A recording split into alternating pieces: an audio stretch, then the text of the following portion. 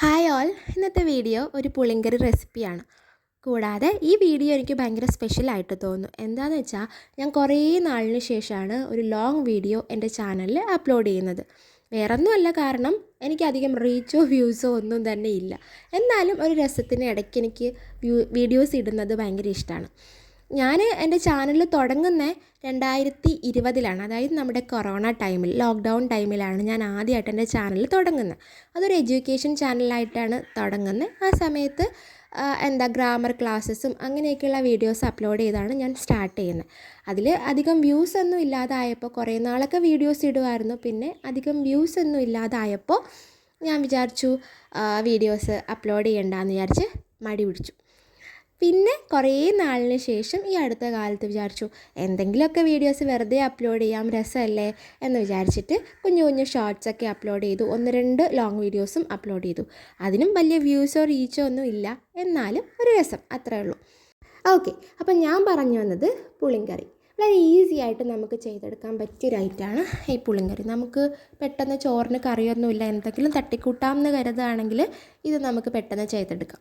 വേറെ ഇൻഗ്രീഡിയൻസ് ഒന്നും ആവശ്യമില്ല. നേരത്തെ കണ്ട പോലെ തന്നെ കുറച്ച് പുളിയെടുത്ത് കുതിർക്കാനായിട്ട് വെള്ളത്തിലിട്ട് വയ്ക്കുക. എന്നിട്ട് കുഞ്ഞുള്ളി ചെറിയ ചെറിയ പീസസായി കുനുകുന അരിഞ്ഞെടുക്കുക. എന്നിട്ട് നമുക്കൊരു പാൻ ഇതുപോലെ ചൂടാക്കാൻ വയ്ക്കാം. അതിലേക്ക് നമ്മൾ സാധാരണ കറികൾക്കൊക്കെ കടുക് വറക്കില്ലേ, അതേപോലെ തന്നെ എണ്ണ ഒഴിച്ച് ചൂടായി വരുമ്പോഴേക്കും കടുകിട്ട് പൊട്ടിച്ച് വറ്റൽമുളകും കറിവേപ്പിലയിട്ട് കടുക് വറുത്തെടുക്കാം. എന്നിട്ട് അതൊന്ന് ചൂടായി വരുന്ന ടൈമിൽ കടുക് പൊട്ടിയതിന് ശേഷം നമുക്ക് എന്ത് ചെയ്യാം, നമ്മുടെ ഈ ഉള്ളിയില്ലേ, നമ്മൾ അരിഞ്ഞു വെച്ചിരിക്കുന്ന ഉള്ളി, അതിലേക്കിട്ട് നന്നായിട്ട് മിക്സ് ചെയ്യാം. ഉള്ളി നന്നായിട്ട് മൂത്ത് വരുന്ന ടൈം ആകുമ്പോഴേക്കും നമുക്ക് കുറച്ച് ഉപ്പിട്ട് കൊടുക്കാം. എന്നിട്ട് നമ്മൾ നേരത്തെ കുതിർക്കാനിട്ട പുളി ആ വെള്ളത്തിൽ തന്നെ നന്നായിട്ടൊന്ന് ഞെക്കി പിഴിഞ്ഞ് എടുക്കുക. എന്നിട്ട് നമ്മൾ ഈ കടുക് വറുത്ത് വെച്ചിരിക്കുന്നതിലേക്ക് ആ പുളിവെള്ളം ഒഴിച്ചു കൊടുക്കുക. എന്നിട്ട് ജസ്റ്റ് ഒന്ന് തിളപ്പിച്ചെടുക്കുമ്പോഴേക്കും നമ്മുടെ ഈസി പുളിങ്കറി റെസിപ്പി റെഡിയാവും. പുളിങ്കറി ഉണ്ടാക്കിയെടുത്തപ്പോൾ എനിക്ക് പെട്ടെന്ന് തോന്നിയത് കഞ്ഞിവെള്ളത്തിൽ പുളിങ്കറി ഒഴിച്ച് കുടിക്കാറുണ്ടായിരുന്നു പണ്ട്. ഇപ്പോൾ ഒരുപാട് നാളായി പുളിങ്കറി ഉണ്ടാക്കിയിട്ടും അതുപോലെ കഞ്ഞിവെള്ളത്തിൽ ഒഴിച്ച് കുടിച്ചിട്ടും. അപ്പോൾ എനിക്കിത് കണ്ടപ്പോൾ ആദ്യം അതാ ഓർമ്മ വന്നേ. പണ്ടുള്ളവരൊക്കെ പുളിങ്കറി ഇതുപോലെ കഞ്ഞിവെള്ളത്തിൽ ഒഴിച്ച് കുടിക്കുമായിരുന്നു. നല്ല ടേസ്റ്റാണ്. ട്രൈ ചെയ്യാത്തവർ ട്രൈ ചെയ്ത് നോക്കൂ.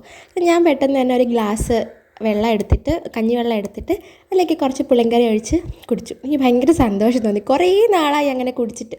അപ്പോൾ അങ്ങനെ കുടിച്ചപ്പോൾ എന്തോ ഒരു സന്തോഷം. നല്ല ടേസ്റ്റായിരുന്നു.